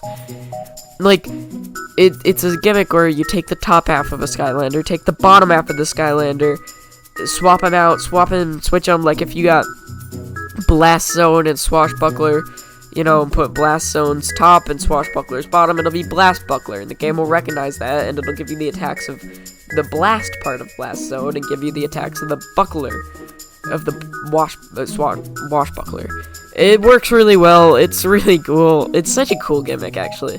Like, every time I talk about it, it works. It's so cool. And the game sucks on Wii. Like, I'll just say this, it looks better on the modern consoles and 360 and PS3, which 360 and PS3, I'd say that's the way to play them. And that's mostly just because they're, like, inexcusably expensive on modern consoles, Swap Forces at least. You know, with it being, like, up to $100 for game only, it's just really crazy how expensive it is. But on Wii, they tried to put the main game on Wii, with this being the first game, you know, it being in a different engine, and it just being kind of like a much better looking game, it obviously didn't run as well, and was actually a pretty, like, bad experience to play it, you know. And they remedied that after Trap Team for Wii, which, I don't know, Superchargers. Like, I'm gonna get to that in a sec. I'll talk about it later, actually. But yeah, it had jumping finally, which I think was a big step up in the series. The levels also were like, it had less levels, but the levels were each like an hour long. It definitely had, you know, I'm not sure if it had more content. Again, I'm not as familiar with Swap Force as a lot of people are. Like, I don't think it's my favorite. It's not my least favorite. It's just probably like 4 out of 6 in terms of favorite, because I'm just not familiar with it. I'm sure I could grow to love it, but not right now. So yeah. Okay, Pokemon X. Also, I'm just gonna put this up here. I feel like that shouldn't be so low. Pokemon X. This is Pokemon Gen 6. It was my first Pokemon game that I played. So I might say that might say something, but you know, Pokemon X. This one isn't very good. It's obviously a very rough game. Like, for Pokemon, it wasn't the shining, you know, example of a 3D Pokemon game in terms of how well it was done. It was definitely still rough, and Alpha Sapphire, which is the second 3D Pokemon game, I think definitely, you know, kind of ironed those issues out. But it's still rough. The Pokemon didn't look good. The health bars were really small, which it's an IGN level critique. It's literally a definition of nitpicking. But, like, it's a first 3D Pokemon game, and it worked as it should have, but it doesn't have much replayability. It doesn't have much post-game stuff. It has post-game stuff, like all Pokemon games will, but not enough in my eyes. You know, it's got a little, it's just kind of run-of-the-mill, little bit boring Pokemon game. I just hit my desk on my way up for my hand. Skylander Superchargers, a second Nerf game, a gun to my head game. Skylander Superchargers was a downhill tumble from Trap Team, which is funny because Trap Team's the 4th game, and by now you probably realize that that's my favorite. Trap Team's the 4th game, Superchargers is the 5th game, and it was a downhill tumble from my favorite to my least favorite. Superchargers is not a good game, okay? It is a run-of-the-mill Skylanders game with a gimmick of fucking cars. And the driving controls feel terrible. Like, but it's required for the game. Like, there's a level where it's literally just driving, and it's so annoying. The game is not good. Like, the game is not good at all. And that's not to say that, like, you know, the other Skylanders games are shining examples of how games should work, but this was such a step down that the game is just like a stinking pile of shit, pretty much. It's not good. It's so bad. Bloons T6, I'm gonna put this in the Bloons T6 tier, probably above Clash. I put so many hours in this game. Obviously, a tower defense game where monkeys hit balloons, but it's so infinitely replayable with the upgrade trap. This time you have 3 different upgrade trees. You can only go for 2, and you can only go for 2 upgrades in one tree. The other tree you can max out with tier 5. Yeah, there was only tier 4 Balloon City 5. They revamped, they overhauled Balloon so much. They gave it a new 3D art style instead of it looking like a Flash game. It looks like a good game. Well, Flash. Not to say Flash games look bad, but it looks like kind of a, a game that should be up to scuff with the modern, gaming, like how it looks. And Balloon City 6, obviously, you can sink so many hours into it. The heroes, there are new monkeys called heroes, and that works well. And obviously, Monkey Hey Balloon makes me put like 200 hours into it. What? Alright, Trap Team. No. Bomb. What the fuck was that? No, it's Trap Team's fun. It's really fun. I think it's the only game and really fun. I'd actually probably put it above Alpha Sapphire. Skylanders Trap Team had a gimmick of you capturing villains using these new traps. And playing as them. I don't know. This is just pivotal Skylanders experience. It's everything they did right in Giants, everything they did right in Swap Force, and everything they did right in Spyro's Adventure, and kind of just mashing it into like an amalgamation of Wall Up and Food Fight and this Snapshot. Yeah, that's his name. Take a snapshot, Roxas. Oh yeah, I forgot. They were stolen. I said that in the last one. I don't know. This one was fun. Like, there wasn't again, Skylanders games aren't deep. So I really don't have much to say about it. Like, this one is my favorite though. And that might be just the memories I have playing the game really fun. Like, but I think it's easily my favorite. Like, it's crazy that it's gonna be 10 years old soon because I think it's the best. Yeah, it's pivotal Skylanders and the best Skylanders has ever been. And sadly, it did take a tumble down to the worst Skylanders has ever been. But yeah, it's cool. Oh no, yeah, wait. Oh my god, this is like Trap Team, God of War 3, Kingdom Hearts 3, and Smash Bros. Ultimate. That's gonna be like Jesus, this next pile of games is stacked to the brim with good stuff. Alright. God of War 3 is amazing. God of War 3 took what God of War 1 did right, took what God of War 2 did right, took what God of War Chains of Olympus did right, and took what God of War Ghost of Sparta did right, and made it into, I think, the pivotal, I think the greatest experience out of the God of War trilogy and PSP. God of War 3 looks great. It has great combat, it has great puzzles, it has a great story, just like killing gods on Olympus and getting their powers, that's awesome. The best weapons so far, the most diverse playstyle. And Kratos is just probably the most, like, I don't know, Kratos I think is like the best he's ever been. I think this game's probably the best written out of, the God of War games. Starts off with, you just kind of killing Poseidon, and then Kratos and Gaia. Hey, spoilers if you haven't played God of War 2 or 3. Gaia just kind of betrays him, like, and he's and then eventually you come back. Gaia's like, save me, Kratos.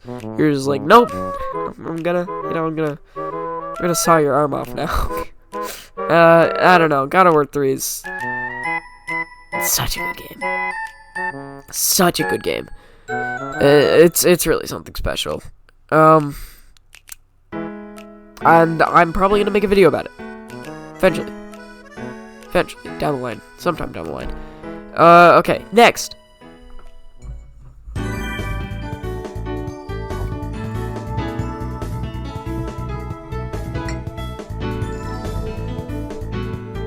Kingdom Hearts 3. Kingdom Hearts 3 is, okay, Kingdom Hearts 3 is the Kingdom Hearts 3 is the one that always gets talked about as being like a disappointment for the Kingdom Hearts series. Like Kingdom Hearts 3 is always talked about, oh, such a disappointment. Like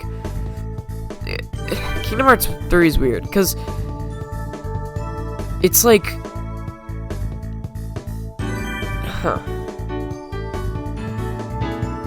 it's a great game, but like there are a lot of problems with it. It's a very rough game. Like it's one of those games that's like you love, but is also like a game where you're not ashamed to kind of talk about its flaws.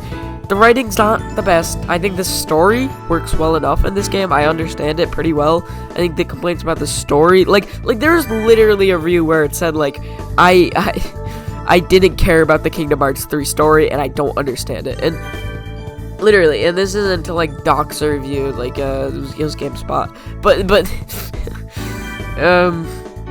there was a line that said like I was actually confused with the story as soon as Kingdom Hearts 1, as soon as the opening movie for Kingdom Hearts 1 ended, and it's like, wow, you know this is your job, right? You know your job is to fairly evaluate games, right? like I don't know. Kingdom Hearts 3 got a lot of shade, and people have warmed up to it. Like people don't hate Kingdom Hearts 3 as much as they did like when it came out, but people say like, oh, waited 13 years. I feel like that was mainly debunked by now, actually. But like, they made a bunch of side games. You know that. I think 5 years is probably a good estimate. Or wait, is it? No, probably like 7 years might be like what you say. And they released 0.2 before it. They had the mobile game going too. It was like you weren't completely dry of content in that 5 years. They also had a rush of like 4 years where they released like a game a year with Days, Birth by Sleep, Code, and a Dream Drop. Like I don't know. I feel like I don't know how well this can be justified with how it released. Like, but they switched engines like halfway through. I think the combat is definitely not as good as Kingdom Hearts 2's combat, but it's definitely still a very good combat system. Like, I think some of the bosses are really nice. Yeah, I think the ending sequence, it works really well. Some of the character interactions are, like, for characters who have literally, like, lost their lives and their friends, it's, like, finally kind of getting a resolution for those characters, and, kind of that, like Terra, Aqua, and Ventus, obviously, but I think the main one that comes to mind when most people think like the reunions in Keyblade Graveyard is the Sea Salt Trio. That scene where Axel says, "Guess I should have brought ice cream." That's just so nice. It's so nice. So Kingdom Hearts 3 is really fun. I have talked more about it on the channel, so watch that too. Alright, Smash Ultimate. Smash Ultimate's great. Like Smash Ultimate is another game. I think Smash Ultimate's actually kind of the opposite of Mario Kart 7 in a way. I think I've played Smash for 3DS and Wii U more, mainly actually for 3DS. But Smash Ultimate has everybody. It has Sora, so I kind of felt like I had to talk about Sora. Smash Ultimate has World of Light, and I think World of Light works really well in the context of Smash Bros. Because like Smash Bros is never really known for having a story mode. I think if it was like another, it was another fighting game, World of Light probably would have been looked on with some not too happy eyes. But like it was hype when Sora got released. I bought Sora. That's the only DLC character I bought. I switched my main from Toon Link to Sora, which I guess are two pretty similar playstyles, so it wasn't too much of a hard change. Smash Ultimate's obviously, I think, probably in the I Can Play Forever tier. Like I don't know. It's kind of worrying that all the Switch games on this list are the ones that I can play forever. Maybe I should play more Switch games. It'd probably be above Odyssey. I don't know. Smash Bros. Ultimate, it's so addicting. Smash Bros. Itself is just great. Like, I will always love Smash Bros. But Ultimate especially, I think, It really is ultimate. It really is like pinnacle of, Smash Bros. And that name's not lying. Lego Marvel Superheroes. This is a downgrade from the games we just went over, I think. Marvel Superheroes is cool. I feel like the biggest thing with this one is that it's definitely probably the biggest YouTube in the background game. Like, I feel like the only appeal with this one, it's like the story mode. I don't know. I 100%ed it a few years ago with my older brother, and it was great. I loved it. It was mainly him, but it's a fun game. It's a good Lego game, I guess. I don't know. It's a Lego game. I think I'm probably most fond of it. It's probably my second favorite Lego game out of all of them that I've talked about. And I feel like that's not gonna change anytime soon. This one's kind of just a classic, in terms of Lego games. Alright, but now we talk about the much better superhero game, Spider-Man Miles Morales. Yeah, I know, I haven't beaten Spider-Man PS4, but I have a story about this one, so you're gonna strap in. So, pretty much, what happened was I don't want to put it, I don't think I'm gonna put Miles Morales. Yeah, I'm fine with putting that there. I had a story. Here's my story. So when I built my computer last December, I built the computer, but I noticed I was broke. It was January that I built it. I was broke. I had nothing to buy, so I just kind of waited. And when I had that little bit of money, I bought Spider-Man Miles Morales, and it was, cool. Like I don't know. I had to choose one game to buy. I bought Miles Morales, and I did not regret it. Obviously there's Spider-Man PS4. It's in the Christmas environment. You got a different set of baddies, mainly just biggest one is Finn. Sorry to you got Prowler too. That one's awesome. I don't know. I think some of the suits in Spider-Man Miles Morales are great. It's essentially an kind of like Giants to Spyro's Adventure, in which it is kind of just an extension to Spider-Man, PS4, in which it's playing as a different character, obviously, and there's different storylines, but it definitely builds on the system that Spider-Man, Spider-Man PS4 built on, and building onto it, kind of just switching things up a little bit, but it's mainly true to the original Spider-Man PS4 game. And I think I haven't beaten PS4. I played through it on other people's PS4s, but I think Miles Morales works great, and I love Miles Morales. Okay, cool. So, Sonic Adventure. Yeah, this first begrudgingly beat in a while. Sonic Adventure, I begrudgingly beat because I got really into Sonic for a while. This was 4 or 5 years ago. And I felt like I needed to beat one Sonic game, but I couldn't beat any of them. And then I beat Adventure, and I very much didn't enjoy it that much. I don't know, it's such a janky game, and obviously it's a very good game for its time, but it's then again, you think about it, this is Dreamcast era, When Sonic Adventure was coming out, there was stuff like, Kingdom Hearts and Psychonauts and God of War, which Psychonauts and God of War a little bit later, but Kingdom Hearts was in the same 5-year time frame, I'm pretty sure, and that's a much less janky, I think much better game than Sonic Adventure. I don't know, it just probably at the end of the day it just wasn't for me. I don't know, I feel like all the hype that it got, oh great Sonic, it's yeah, sure, whatever. Alright, Psychonauts 2. I love Psychonauts 2. Jeez,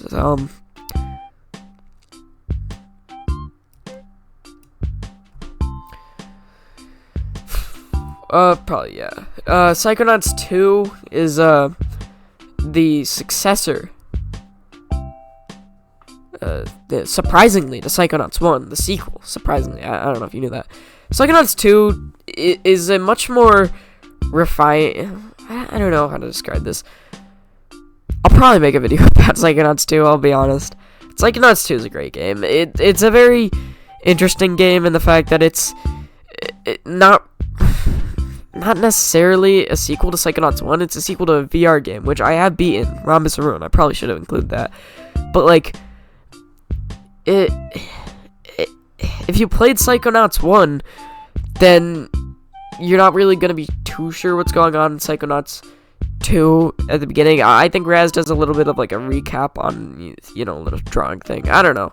It works well enough, the recap. I think it won't be too confusing. But Psychonauts 2 is a very good game. You know, obviously you got the mine mechanic as well. You get to explore the Psychonauts HQ as well as the camp, you know, the outside area. And all of it looks really good. And it's crazy that this came from a Kickstarter project from a broke company. Because after Psychonauts, Double Fine had no money to make another Psychonauts game, so they started a Kickstarter, and everybody was like, yeah, I want that. Psychonauts was a very good game, because people loved Psychonauts. It just didn't have very much commercial success. And, you know, obviously, when that Kickstarter happened, they started work on the game, they showed off something, I think it was, I don't know when it was, I think 2017, 18, they showed off a little demo, or a little thing, and people didn't think it looked very good. I don't know. I'm just going off all the information from Charlie. It was known for not really looking the best, apparently. You know, looking not the best. But then they refined the game. Xbox started randomly supporting it at the end of that. So thanks, Xbox. I don't know. And they released it, and people loved it. It got, I think, better reception than Psychonauts 1. I don't think it's better. But, you know, obviously, it has some great brains, too. You know, it's got Ford Crullers' brain, which is like it was like an elite Psychonaut from the original game. You know, just kind of doing his thing, pretty much, because he had to be around this, like, Cytanian thing, which is just, psychic crystals, I guess. I don't know. He had to be around Cytanium to be, you know, normal. Otherwise, he didn't really know. He had multiple personalities, you know, he was around the camp, he was the janitor, he was the, you know, cook, he was the shop person, but you went into his brain to repair his brain. That's so cool.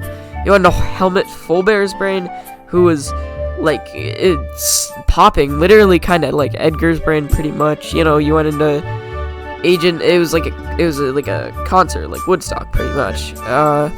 There was there was Dogen Boole's grandpa. I don't remember what his name was. You went into his brain. It was like a cooking show, which that was one of my favorites. That was such a cool and imaginative thing, where the audience was the food. So, you know, but yeah, with the judges being the people looking down on him for being like an old man who doesn't want to be around. You know, he was paranoid, pretty much. You got to repair the Psychic 6, you know, get them back to their former roots so they can defeat Maligula. And it was just a nice experience. I loved it a lot. I don't think it's better than the original Psychonauts, in my opinion, though. Keep in mind, this is all my opinion. I like how I say that after getting mostly through the list. But yeah, Psychonauts 2, it's, in my opinion, just so good. Super Auto Pets, I think that's gonna go below Clash Royale, or I don't know. Super Auto Pets, I want to include it because I have a story to tell about it. Oh no, he's telling another story. So Super Auto Pets, I got after seeing like Ludwig and other streamers play it, and I played it that night and played it till 6 a.m. and it didn't really compute. It is kind of scary to think about. I didn't really realize it was 6 a.m. until it was, you know, I checked the clock and then I stopped playing it. My brain was pretty much encoded to Super Auto Pets that day. Yeah, I guess it's not really a funny story, just kind of it's not a very nice story, I guess. But yeah, that happened. All right, Breath of the Wild. This one's tough. I know I'm gonna put in my I can play forever. Breath of the Wild, as a person who's gotten through Ocarina of Time, I think I put it above. As a person who's gotten through Ocarina of Time so many times, not gotten like halfway through Ocarina of Time, like a good 3 or 4 times. Yeah. Every time I play Ocarina of Time, I get like, I think up to like past the plant temple as adult Link, and then just quit. So Or I think the farthest I got was Fire Temple. You know, whatever. That was on a different playthrough. Breath of the Wild was my first Zelda game that I actually beat, and I got really into Breath of the Wild. It's obviously, you know, open world game, beautiful. Everybody said everything about it. It's really just something great. I think the, you know, do your own thing works really well in Breath of the Wild, and it like the elements of exploration work so well that even without like a guide, you can just like I don't know, even like I just exploring everywhere and finding that it's kind of the thing with Mario Odyssey. It's like, but I think on a bigger scale, finding that Korok, you're finding that shrine hidden away, or doing that shrine puzzle to get to the shrine. It's like it works so well. You know, the storyline, just being able to go to Ganon works great. You know, the 4 divine beasts, all the story and contextualization. I think this is the first voice acted Zelda game, and I don't know how people feel about the, you know, voice actors. I think it was a thing where it was like the voice acting wasn't looked at very good. I don't really mind it. I don't find a problem with it. I don't know. The Breath of the Wild just works so well. And again, these are all stuff I'd like to talk about, you know, at length. You know, making jokes that aren't just like, oh, I'm here against my will. Not to say the jokes on this video are bad, because they're really good. But I definitely want to talk about this on the channel. Lego Batman 2. Huh. This one is like not very good either, but it's a little bit of a step up from Lego Batman 3. All I really want to say is that Lego Batman 2 was more Batman. Like, obviously you teamed up with Superman to beat Lex Luthor, I think. That's what I remember, at least. I don't know, it's been years. But like, you get to explore Gotham. Like, I remember exploring the theme park in Gotham was always such a fun time. It's like definitely a much more kind of Batman experience than Lego Batman 3, and I think it is better than Lego Batman 3. I just like it better. Free roam's better. That's pretty much my thing. Alright, Pokemon Crystal. I think Gen 2 in Pokemon gets too much flack. Like, yeah, no, I'm gonna put this above Emerald. I think Gen 2 gets just way too much flack. Like, Gen 2 is not as bad as people say. Like I feel like, okay. I feel like people don't say Gen 2 is bad. It's just kind of overlooked by, you know, Gen 1 and 3. Because it is kind of in that weird spot where it was, like, not very impressive of a Pokemon game. It was kind of similar to Game Boy's Pokemon games, but with color. You know, the Pokemon are less recognizable. I think it was kind of, again, building on the groundwork of Pokemon Red and Blue, but I think it is a better experience. I like it better. I like everything about it. I love Gen 2. Yeah, I don't know, but then again, it's also Pokemon. It's just Pokemon again. Alright, Birth by Sleep. This isn't Birth by Sleep, though. This is 0.2 Birth by Sleep. I think this game's in the same kind of same, you know, thing as Days. Probably because 0.2 is so nice, but it's like not enough. Like again, it's a thing where with Chains of Olympus, it's like it's not long enough. I feel like it's obviously not supposed to be long. Like you know, I feel like these critiques are meaningless because it's a tech demo for KH3. You know, it's not meant to be long. It's not meant to be very long, but it's like, I just feel like I can't really talk so much praise about a game that's like 3 hours, and it's technically not really a game actually. So I don't know, but I did beat it. I think the dark side stuff is really cool. I don't know. I think it's kind of just a very dark game, but I like it a ton. Excite Truck. I made a video on. You can watch that. I'll say a little bit of stuff. It's an arcade monster truck driver. It's really satisfying when you crash, and boosting is really cool. And tricks are cool, but also it's like I'm not very fond of it. It's kind of not my thing really. Cage 2. I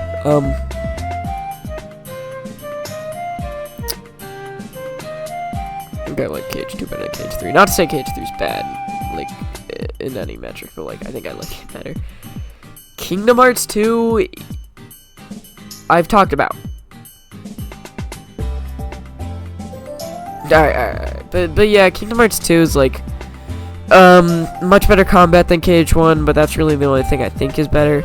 I don't know, I've talked about it. Just go on with that. And if I haven't talked about it, because I've kind of done videos, like, besides from the KH3 video, I've kind of done videos that have, in a way, like, avoided actually talking about the games as a whole. Like, I've kind of done topics that are like, you know, utilization of triangle button, you know, collectibles, ranking the Xehanorts, ranking super bosses. It's like, you know, I've kind of done videos that haven't aided very well to just talking generally about the games. And I don't know if people want to see me do that, so say if you want to see me do that. But yeah, I'm hoping I talked enough about it. Yeah, I'd probably make a dedicated video about Kingdom Hearts 1 and 2. Probably separately. Sometime. Just sometime. Alright, Wii Music does not deserve to get its flack. I could still a YouTube in the background game, because I feel like Wii Music is a thing where it's like, I'm not gonna really enjoy it, and again, I play a musical instrument, but like, it does not deserve the flack it gets. It's an average game, but the sandbox mechanic is really what drives it up. Like, just being able to make your own song, it's pretty cool, it's pretty fun. I think just do your own thing, like obviously Smash into it can go right hell, but like, it's just kind of fun, you know? Okay, Spyro. I feel like that's the bottom of really... Yeah, that's at the bottom of really fun. I played this on the Reignited Trilogy, and I enjoyed it enough. I feel like, again, it's pretty reminiscent of the, you know, that era of games. Kind of with Banjo-Kazooie. You know, that N64 era of 3D, you know, platformers. Collectathon and stuff. It's very reminiscent of that, and I like it. I don't have much to say about it, though. Battlefield 4, man, this one is also begrudgingly beat. This is literally just, like, the basic shooters, the basic, like, you know, first-person shooter storyline. Like, think of any COD, think of, like, the storyline, and it's pretty much Battlefield 4. And honestly, I'm just not a shooter guy. You probably can tell, considering this is, I think, the only shooter on this list. Wait, let me see. Oh wait, never mind. We have Banjo-Kazooie. That is a shooting aspect. But yeah, Battlefield 4. It's just boring. I'll be honest. It's boring. Okay, Epic Mickey. Epic Mickey's fine. I like the idea of Epic Mickey more than I like Epic Mickey. I think the idea of being a dark Mickey, you know, just choosing your own path kind of games, like games where it's like, oh, am I gonna be good or evil? You know, I feel like I like those games a lot, and usually I actually choose good, so I really don't know why I like those games a lot. I don't know, I just like the idea of choosing. But Epic Mickey has flaws, and okay, I just want to talk. Mickey Junk Mountain is one of my favorite levels in video games. And yeah, okay, just don't get too angry. I know that sounds crazy. I know that probably is crazy, but the idea of Mickey Junk Mountain and just the level itself is so cool. Lost Mickey merchandise being crushed up into a mountain. You know, like there are these NES and SNES games of Mickey. There's a Mickey phone, there are Mickey posters, Mickey comics, Mickey lunchboxes. Like, it works so well, platforming on them, you know, fighting on them, like, just kind of exploring, looking at them. It's so cool. Like, this dark wasteland, all filled with his merchandise, is so crazy. I like Epic Mickey, but I feel like it's the idea. I feel like a lot of it is just kind of the idea of Epic Mickey that makes it better. Okay, next is Sonic 2. This one's solid. I think it's more solid than Sonic Adventure. Probably at the bottom of this. This one's a solid game. I didn't put much thought into beating it. I definitely listened to YouTube in the background for this one. But, I don't know. This one is a solid enough game, I guess. I don't know. Alright, Wario Land 3.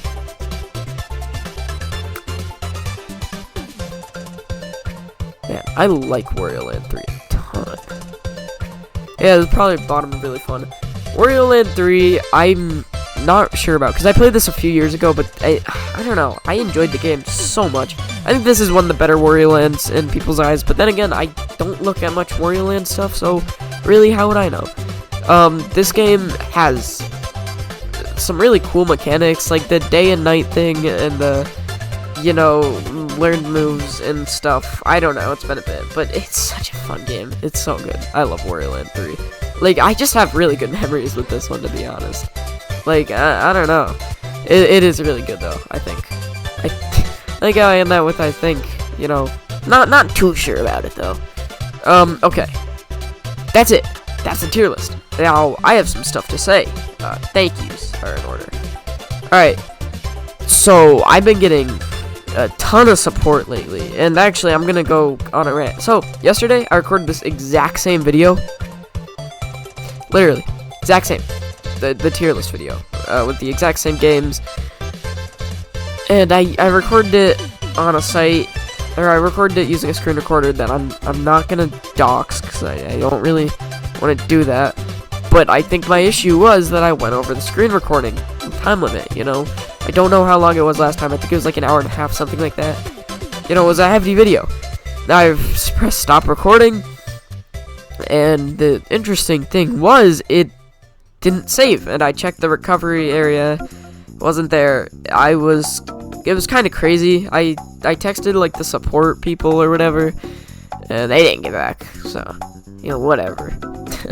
like it is what it is, I guess. But I re-recorded this one. Hopefully it saves. But yeah, that's a story. Okay. So, thank you so much for 100 subscribers. You know, obviously, I'm above that now. I think I'm at like 112, 113. I was at like 105 when I recorded it yesterday, but you know, I didn't mean to get this one out later than it is out. So, you know, it's just something kind of like really surreal. I never really expected to be in this scenario, like in a scenario where I actually have this many like people supporting my channel. Like another story, and this, you might not believe this one, but it's true. It was like a couple years ago, a few years ago actually.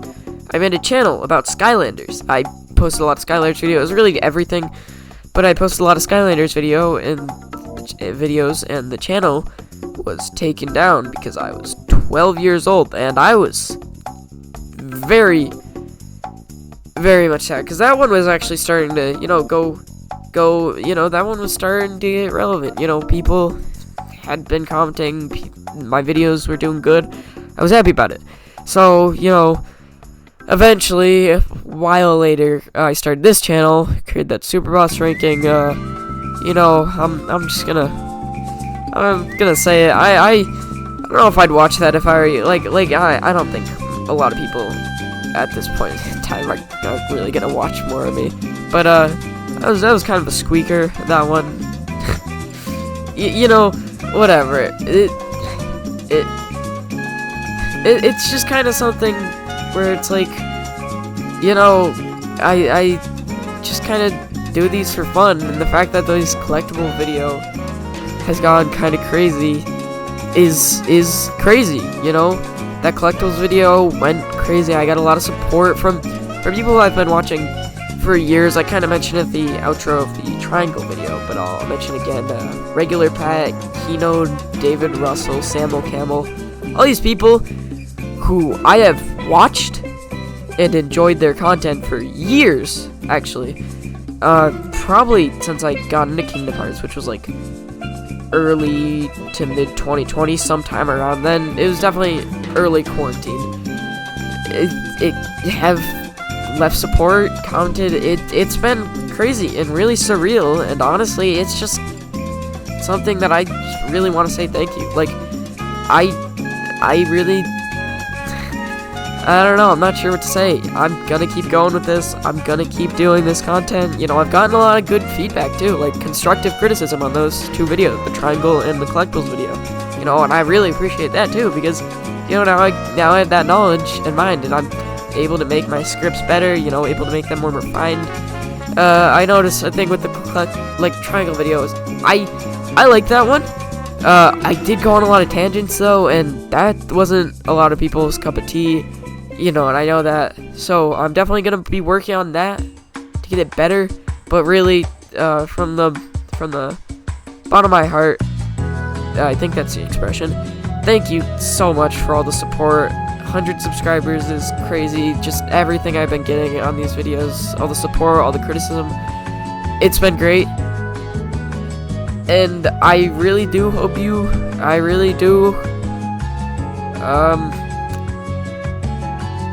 hope that you enjoyed. And I'm definitely going to be working on this stuff. I'm definitely going to keep going with Kingdom Hearts content. I know from my channel upload schedule, I haven't had the best track record. But I really do hope that you enjoyed. I really hope that you enjoyed these videos. They're these silly little videos that I make, and although they aren't perfect, you guys support them, and I thank you so much for that. And yeah, I'll see you in the next one, and bye.